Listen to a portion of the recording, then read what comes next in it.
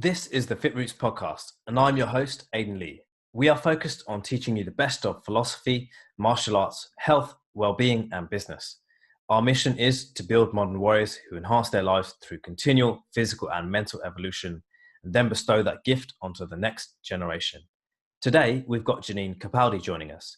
Janine is a qualified coach working with business owners and organizations to help them grow their businesses by generating leads and high-value relationships using social media, more specifically using LinkedIn. Her mission is to help people take advantage of the huge opportunities social media brings and to move away from the mentality of using social media just for the sake of it. Otherwise, what's the point? She is here to help you get a business result from your investment in social media. Around 80% of her clients come from LinkedIn, and she now teaches others how to get the same results through coaching, online training, and in-house workshops. Welcome to the FitRoots podcast, Janine. Hi, how are you doing? Very well, how are you? Yes, I'm great, thank you. It's great to have you, Janine. Thank you so much for coming on, and we just want to have a great conversation today. And the topic today is more around personal branding and LinkedIn. So we've just heard your bio and about who you are and what you specialize in. But I think the first question there is, Janine, is why LinkedIn? Why is LinkedIn the tool? Yeah, that's a really good question. So I guess to explain a bit about how I ended up coming to LinkedIn is I wouldn't necessarily class myself as a trainer or a LinkedIn expert, but as somebody who was desperately wanting to grow their business and was running out of ways to actually grow it by finding people and engaging with new clients and customers. So my background is in coaching, and when I came to LinkedIn, it was at a time when I wasn't getting as much of the result out of networking as I wanted to. I wasn't established enough yet to be relying on referrals, and LinkedIn was the key means of me building relationships with my perfect clients and customers. It was enabling me to connect with people that I didn't know, people that were outside of my original network, to people to start seeing me as who I was and as somebody that could help them. And once I started using it properly, like really using it every day and learning how to use it effectively, that's when my business changed. So for me, that is the why LinkedIn, because my personal experience is a success story when it's come to building businesses, building my business. So, that's what I want to show other people to do. Lovely. That's amazing. Yeah. And I can see why, because we were discussing briefly earlier as well, is that there's a lot of hours and time that go into things like in-person networking. And obviously it has value, of course, but sometimes the ROI on that is not as concrete or not as possible compared to, the generation that you can get from places like LinkedIn. Yeah. I mean, exactly. I mean, don't get me wrong. Like I still go to the odd networking meeting, and it can be. I've got some leads through networking. It's fine, but I think when I was trying to cram all of that in around other responsibilities, and actually, like you say, like the time and financial investment for actually going to some of these meetings just wasn't paying off for me. And actually, I often say this to people, because I have a lot of people that come to me to work with me are either still full-time employed but looking to really grow their what was their sideline business. They're looking to make that their full-time business, or they have family and all of these other kind of life responsibilities that many of us have. And so that was one of the other reasons why I turned to it, was because I could use it whenever I wanted. I didn't have to be fixed by, well, this meeting's at 7 a.m. or this meeting's at 8 p.m. I could literally use it whenever was going to fit in with me to grow my business. Yeah, no, I completely agree. And would it be fair to say that LinkedIn is effectively therefore the virtual version of networking in person? I mean, I think it can. I think it can be. I mean, ultimately, it's people describe it in different ways, don't they? Like for me, it's like the ultimate business building platform, and I can. It's and it's networking with purpose for me. So I've built loads and loads of great connections. A lot of them are people that I either have worked with or would love to work with, or that I can see there's business interest. And for others, it's just that we have something in common, we get on well, and we found each other, and it's great. So yeah, I would say it is an ultimate online networking platform, and that people use it in very different ways. Some people really do purely use it for networking rather than business building and generating leads, but for those people that are doing it and doing it well, they're noticing they're noticing how important it is as one of their means of business development. Yeah, and I could completely agree with that. And that kind of begs the obvious question, Janine, is why LinkedIn over, for example, Facebook, Instagram, YouTube, or whatever other online network? Yeah. So yeah. So I think people have very different results with different platforms. So for me, LinkedIn is the obvious one because I'm there to build business. I'm there to talk about how I can really serve my clients and customers. And there are some people there that are going to want to buy what I have to offer. I think with other businesses, it might be that Facebook and Facebook or Instagram, for example, are more appropriate.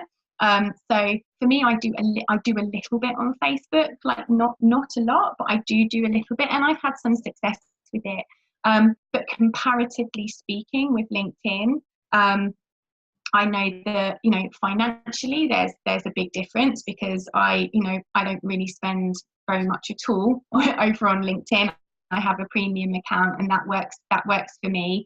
And on Facebook, I've run ads and things like that, and yeah, they I can get some results with them, but yeah, I guess financially and where time is concerned, and actually getting in front of that right audience, and that audience converting into actual conversations, it's just you can't really compare the two in terms of my experience of it. It's like I know when I get conversations booked through LinkedIn, they're always really targeted. They're and there's more of them, whereas on Facebook it would not always amount to very much. I do think it depends on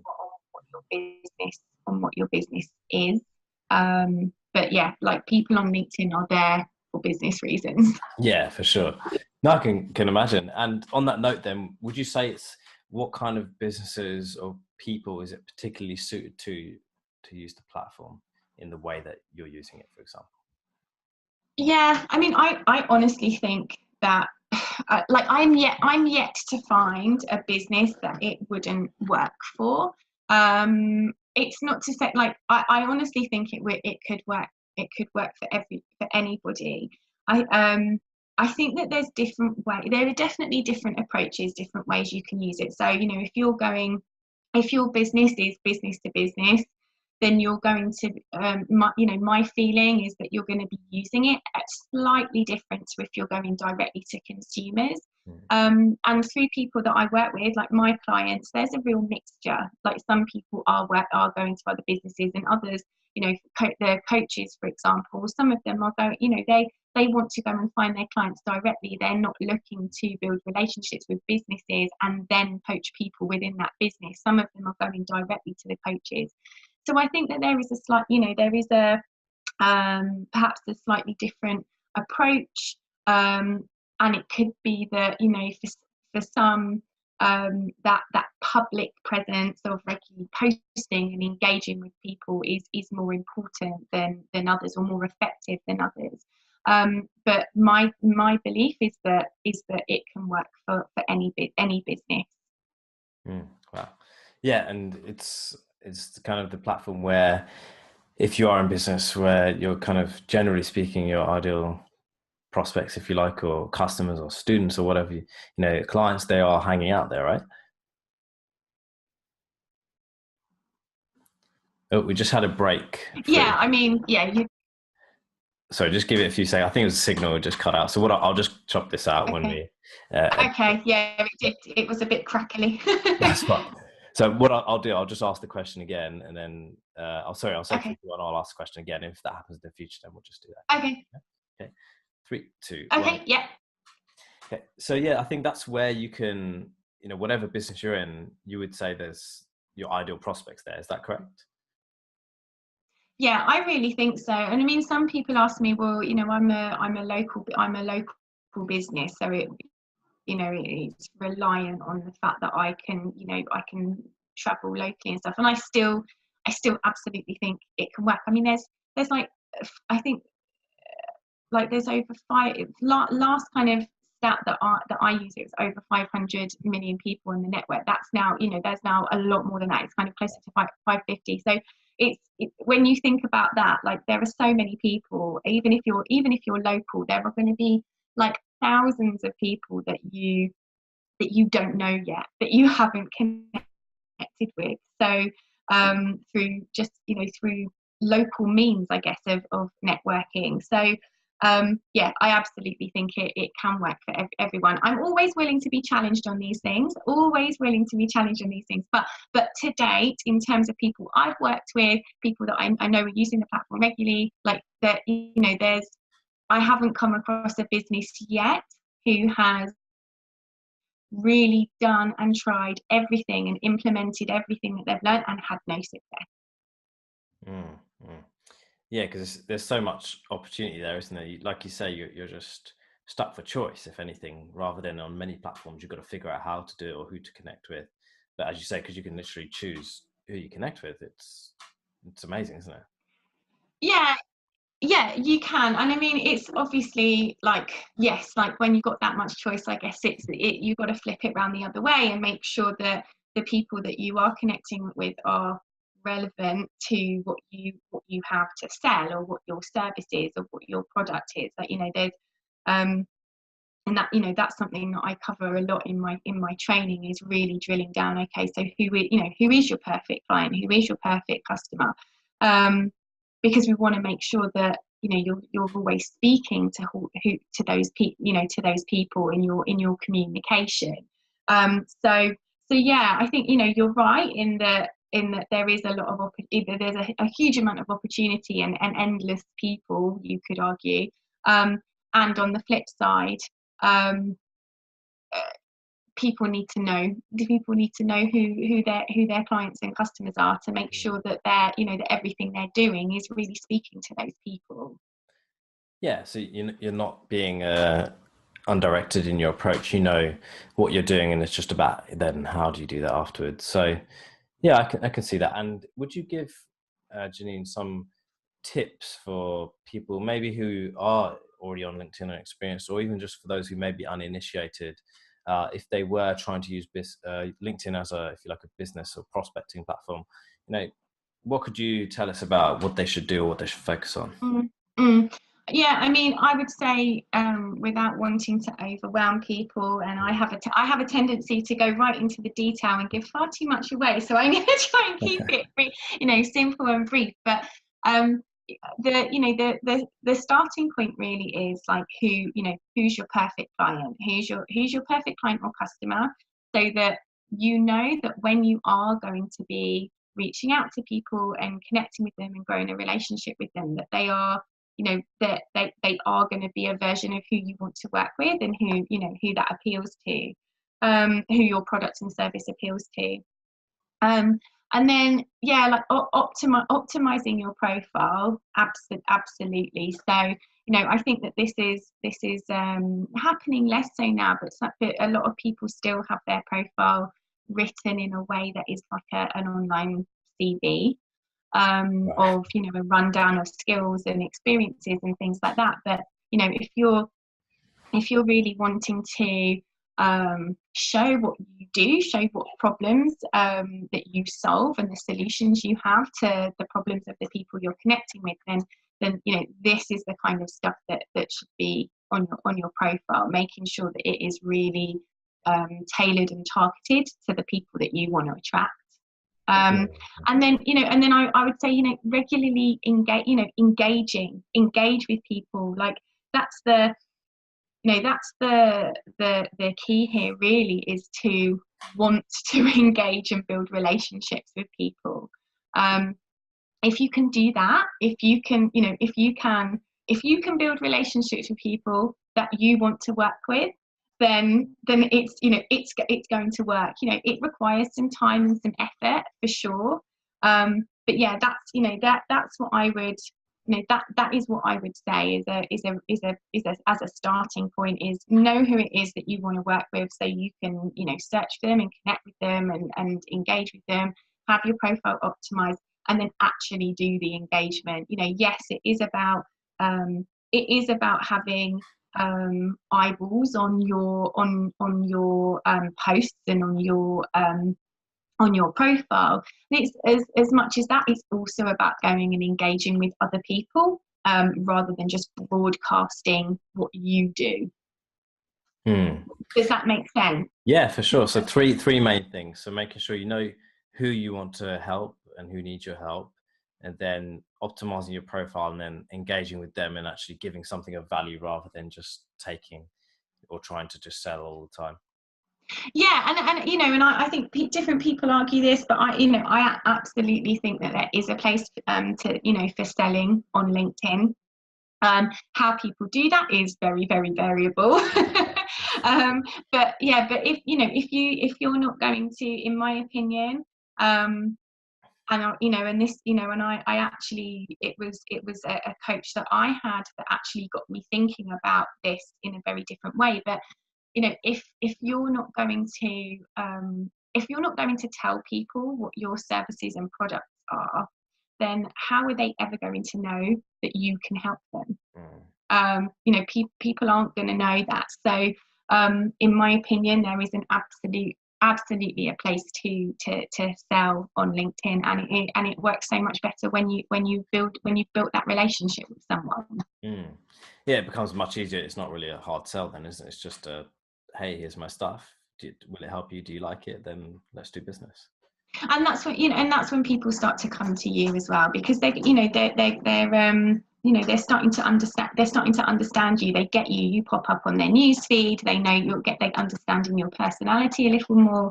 They know what you have to offer. That is when people start to come to you. And it does take time. Like I've seen lots of, not just on LinkedIn, but I think it's a bit of a trend when it comes to generating business through social media, is that a lot of people go with that whole thing of, people start coming to you. And I know when I first started, I found it really hard to believe, because nobody was coming to me. Like I was going to everybody. Yeah. But now that it does happen, I can say it does work.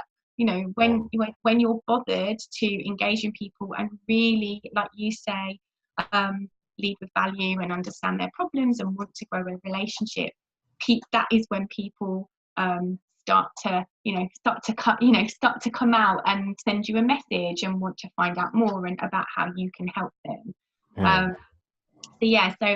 So whilst I don't necessarily agree with the whole principle of find out how you'll have people coming to you immediately, I think it takes some time. It does happen. Yeah, and as you're a perfect example of that, if you build that in the long run, because obviously it's not just a short-term game or strategy, then that will happen and will come. So okay. That's really great. And on that note, then, we mentioned briefly, but what are things people should avoid doing on LinkedIn? Because you and I both know, you probably more than me, that there are a lot of things that either we receive or people aren't doing that well. So I mean, I think that, you know, so this is a question. I guess if you asked it to certain people, that, you know, that the LinkedIn police would come out and start saying, "Oh, it's turning into Facebook," and all of that kind of thing. But I guess, yeah, it is a very, very good question. I mean, one of the things that really that does actually grate on me a little is when I get a very poor and ill thought out sales message. So, you know, a message that comes straight into my inbox without someone actually understanding me, my circumstances, anything like that, and just hit me with a, you know, this is, you know, this is what I do. Can I get on the phone with you? I find that to be quite difficult, and, you know, and at the same time, I also appreciate that, you know, people don't want to appear kind of like fake friends, like only building a relationship to go and hit you with a sale. But I would say, you know, take that time and make that effort to actually understand if the person that you're connecting with and actually want to sell to, even, you know, even if someone that's going to want to buy from you. Like, I think I had someone send me a message about, oh, it was some kind of roofing installation or something for my office, and I was like, it doesn't take much to kind of have a look and dig out about me to, you know, to wonder whether that is an ideal solution for me or not. So I think, you know, really considering, I think what people do wrong is they just don't really consider that sales approach from a relationship point of view and from a value-led point of view, before just, you know, kind of hitting you with a sale and sending you with a link to buy something.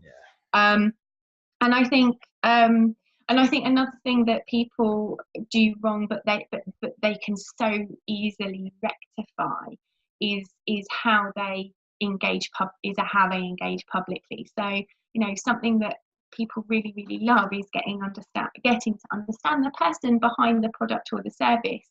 So if you're someone who's only ever posting other people's articles or a sales message, then we're not getting to know the person. You know, we're not getting to know the person behind the product or the service. And you know, I'm much less likely to buy from someone who is only ever sharing other people's articles or blogs, or only ever sharing a kind of sales post. So I think that, you know, that's something that can very easily be rectified. And then one very small thing that I think people do, well, I know people do, and I think it's in an effort to show someone that they really like what you've posted, is when other people share other people's articles. So quite a lot of the time people do that because it's like the ultimate, oh, this was amazing, I'm going to share this article for you. But it actually does nothing in terms of like a LinkedIn algorithm. It absolutely does nothing for you or for the other person. So if you really want to show somebody how much you appreciate them and what they've shared with you on a post, the better thing for you to do is to actually go and comment with like a really meaty comment, rather than clicking that share button. I personally feel it's the wrong way round. But that's the algorithm, right? But but that's something that, you know, a lot of people kind of do and don't know, because they think they're doing you a favor, or like really and you know, kind of helping show the value you've added. But it's actually much better if you can leave a comment for them. Okay. Yeah, see, I didn't know that about the comment, because I think on Facebook it's the other way around. But yeah, and it feels like it should be the other way around. But It could change. Yeah. it could change. Just like that. But for now, you know, that's how it is. But yeah, I think, you know, for me, like where people go wrong is, I think, is this sales message thing. And also, you know, thinking like something that I still find quite I wouldn't say amusing, but like it's I guess in some way a shame that I feel like I need to share it, particularly in team trainings and things, is to really think about how you come across on the platform. So you know, people are what people are watching in terms of, you know, your boss or your fellow employees, or perhaps your husband and your friends, or, you know, let's imagine people that actually want to be your clients and customers. And so, you know, and occasionally there will be, you know, things like written in quite a negative way, or, you know, people don't come across as their best self, or they perhaps engage and like something that is, you know, not great to be on the platform. So I would say, you know, really consider that. You know, because even if you're someone who's self-employed, he doesn't have to report to somebody, you know, like there's, you know, think about whether you're attracting or kind of repelling potential clients by your activity, I guess. Yeah, that's true, because people are, even if they're not saying anything, they're still, like you say, watching or gathering their own thoughts outside of whether they're explicitly letting you know what those thoughts are or not. Yeah, and you know, and I think I'm very fortunate, and maybe it's not that. I think generally it's a really positive. I genuinely do feel that LinkedIn is a very, very positive platform to be on. And you know, in my time on the platform, I think I've only ever once had something negative come my way. But the thing that stuck with me was that this person was trying to grow their business on the platform, and I was like, okay, interesting. Because I wouldn't want to go and work with you after that or after seeing that. But as I say, I don't. In my experience, it doesn't seem to happen very often. Yeah, it's not often. It's like same. I've seen it happen here and there, but as you say, they're only putting themselves in a bad light. And certain things just to keep off social media, right? So. yeah. I mean, I guess I do have quite a few people say to me like, you must be on social media all the time, but I'm really not. Like, you know, using it for business, absolutely, but you know, you won't find much about my life else, you know, anywhere else. Good, that's not bad. And it's still working for you, which is great. Good. So you also mentioned just one thing, because I'd like to step onto personal branding shortly after this, Janine, but you mentioned about, because it's kind of trying to find that balance or that fine line between, like I say, not being too salesy, but also making sure when you do connect with someone that you're actually providing them value and not coming across as like that, like I say, like a fake friend where you're just trying to not maybe sell them straight away, but eventually, or something like that. How do you balance that, or what would you recommend to mitigate that feeling? I actually feel that it's down to your frame of mind around it, to be honest. I think there's a certain mindset for this kind of approach, and so and again, you know, it took me a little while to get into this, because I think well, I know that, you know, when we're starting out, or when, even if we're not starting out, and actually, you know, the money is an issue, or it's, you know, we really, really need it, and we're worried and we're anxious about, okay, where is this coming from? It's really difficult to lead with value, and that's it. Like, you know, it's really difficult to detach, you know, all of those anxieties and concerns and worry about, okay, so I give you this thing that's valuable, and then what? And so I actually, you know, I as tricky as it is, as challenging as it is, I really feel it's about a mindset for this kind of relationship building through sales, because when you do provide things that are valuable, information, insight, whatever it is, and you're detached from the outcome of that person, you know, that's when, from the result, I mean, not from that person. That's when, like, that's when that fake friend thing isn't really an issue, because you actually are just like building a genuine relationship. And when that, you know, if and when the time is right for that person, and that leads to a sale, great. You know, I'm not trying to say like you shouldn't have, you know, that people shouldn't have sales goals and targets and all of those kind of things, but I think in this, you know, with this approach to, you know, building relationships and that kind of thing, it's it's difficult to let the mind rest from the anxieties around finances and money and things. But when you do, that's when you can really and truly serve your potential clients and customers. Yeah, because no one can fault you when you're just giving them value. They can't say, oh, well, that wasn't a valuable piece of, share a video, a series, or an article with them, or something valuable that will help them. No. They can't say anything negative to that. And if they do, then maybe they're not a good fit anyway. Yeah, exactly. And at the same time, offering value to people does not mean giving people a load of stuff for free. It doesn't mean giving them all of your tricks, everything that you're trying to sell. Like it doesn't have to mean that, and it can take a bit of time to work out what that is, and what you are able to give, and what you do, what is important for you to keep as your paid product or service. But you absolutely can lead with value, without kind of giving away everything in the toolbox. Yeah, wonderful, cool. And moving on, and kind of on that note as well, a nice segue, Janine, is that you also specialize with personal branding on LinkedIn as well, and I think you've kind of touched on it as well. But is there anything you would like to share about the aspects of personal branding on the platform too? Yeah.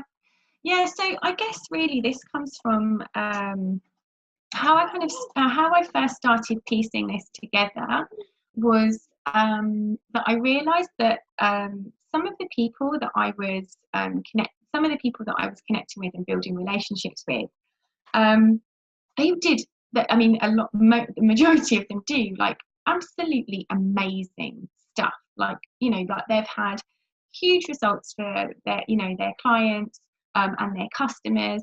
It could be that their chief. I'm not really one for kind of hierarchy in organisations, but it could be that they are like chief executives and vice presidents and directors, and you would get onto LinkedIn and their profile and their activity just does not do them justice at all. Like they do not stand out from anybody else whose profile you might look at and just, for example, put in marketing director and have like a sea of marketing directors. And so what I really wanted to show people, what I really wanted to get across was that actually, if you spend that bit of time really kind of really showing like who you are, what the work is you do, the results you get, all of your personality, that is what is going to get you to stand out from the sea of people that are not doing that. So that's kind of where I come from in terms of that branding approach. Is that I just wasn't seeing it from certain people who genuinely are amazing at what they're doing.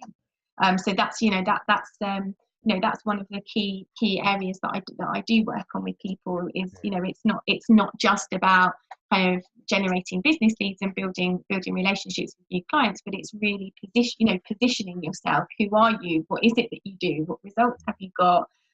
What kind of personality do you have? Because once we get to know people's personalities, it's a good gauge of whether we want to work with them or not, no matter what their results are. Yeah, exactly.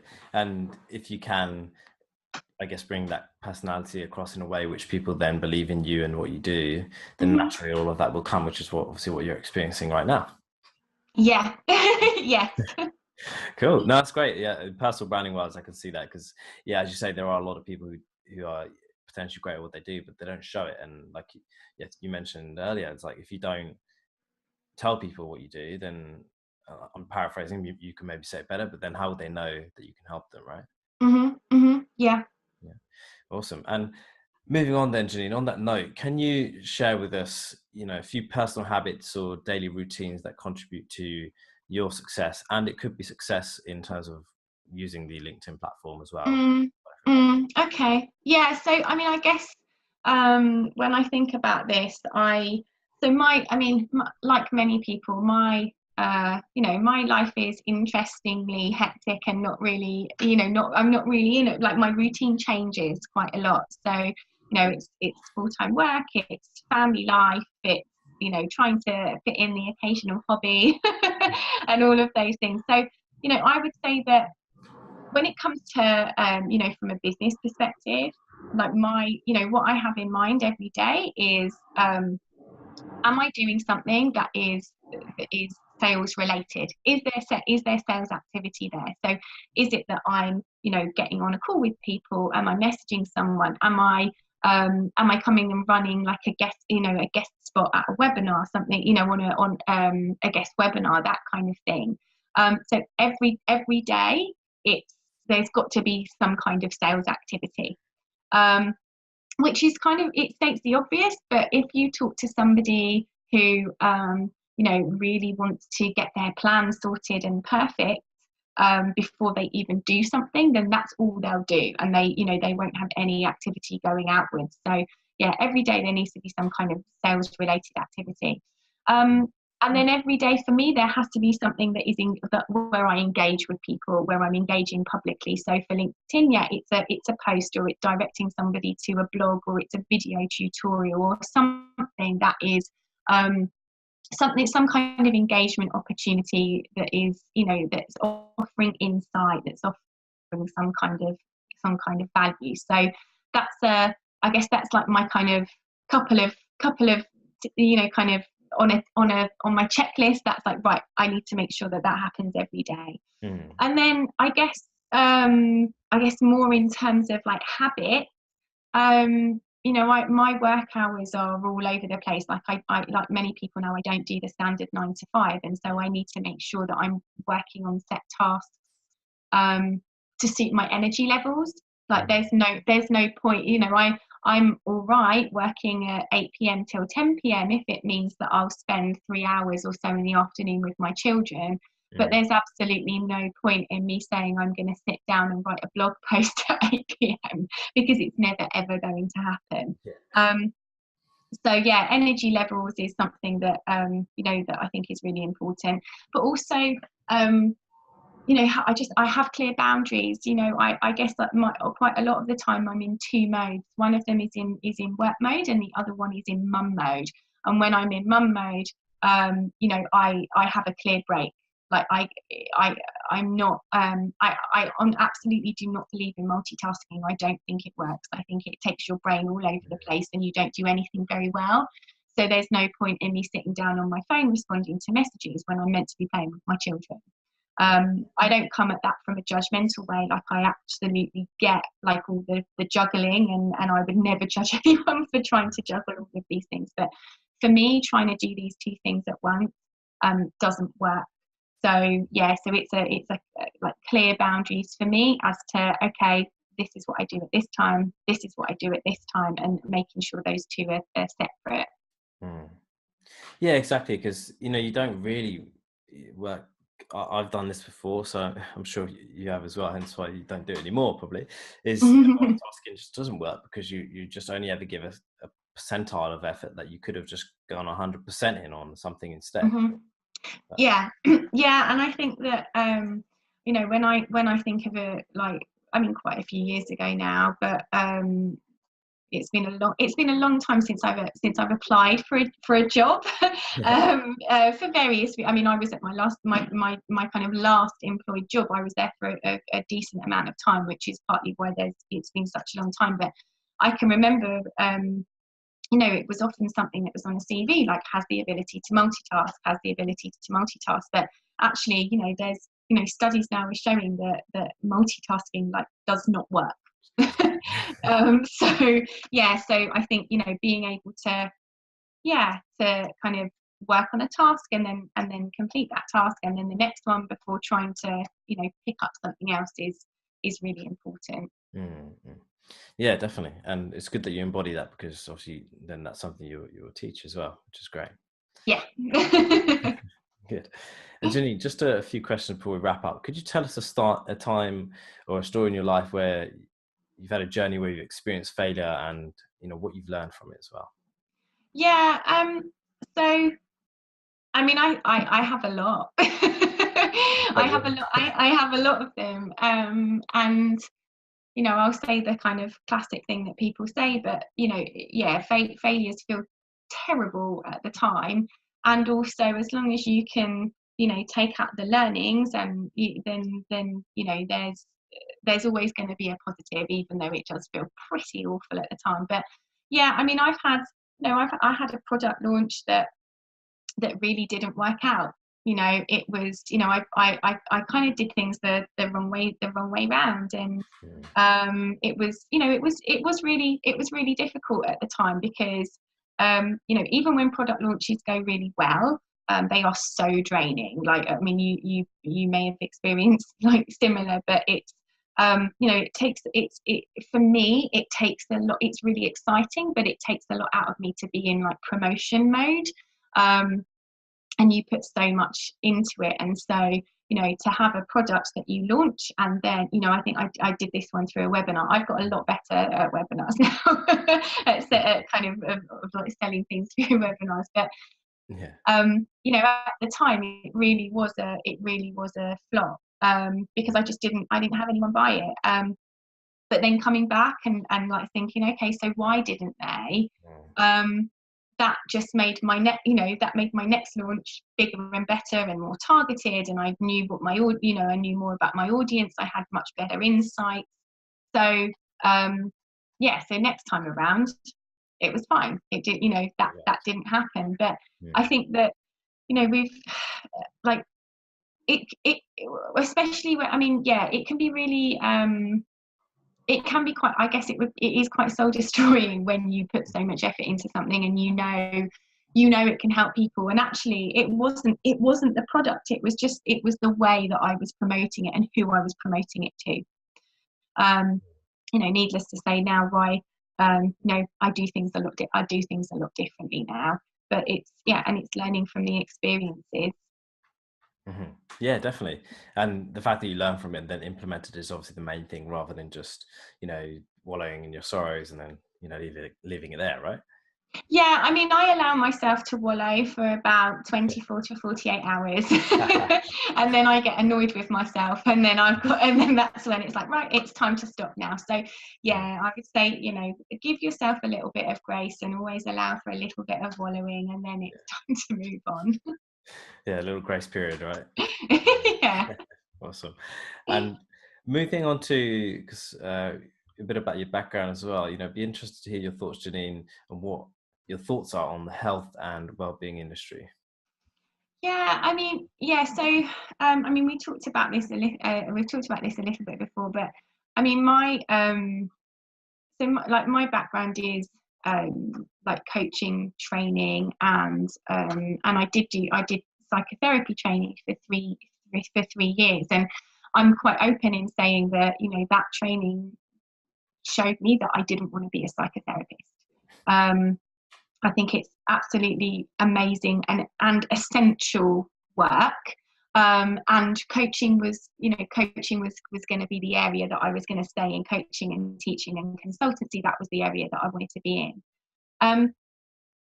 I think that, you know, when it comes to like health and wellness industry, there's a lot going on, you know, not just in like kind of mental health and you know, coaching and training, but, you know, also in terms of, I guess what I would say is like more you know, physical health and diet and nutrition, and there's just so much, and there's a lot of choice. So I think that when it comes, I guess from a, you know, this probably sounds quite simple, but I really don't like to make things overly complicated. But I think that when it comes to being someone that is in this industry, it really is about understanding, okay, so, you know, who is my product or service for? And, you know, why do they want that over something else? Because there is so much choice. You know, I feel like our message needs to be really compelling about what we do and who we serve in order to be heard. And I think that sometimes because you know, because the results around you know, working with a coach, whether it's physical or, you know, or mental or, you know, whatever it is, are, you know, they're less they can sometimes be less tangible to kind of imagine. I think it's, you know, it's our job to be able to kind of bring somebody to the point where they can really see and imagine and understand that actually by working with us as a coach, as a trainer, by using these products, that there is going to be that change that they want. So yeah, I guess that's my thoughts on it, is that there's, you know, there's a lot going on. I do really like that the kind of mental health is kind of coming up more and more, and it's we're able to talk about it much more openly. So I do see it. I do see a bit of a change, and not that I know this, I don't know too much about this, but I think the whole kind of mindfulness, meditation, that kind of thing. I mean, that is definitely playing a much bigger part, I think, in health and wellness now. Definitely. Cool.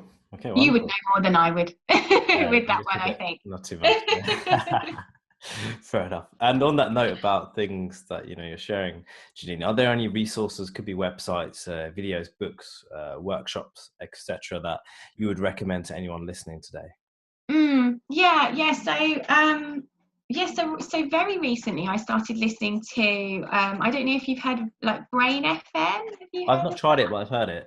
Yeah, so I've been listening to this. I did like a few demo tracks on that, and so they have different like soundtracks for focus and sleep, and I can't remember the other one. I think it's relaxation, I've not used that one. I've just used the focus one, but I actually have found that it's worked. Like having these tracks on when I'm doing when I'm kind of doing certain elements of work has been really useful. So that's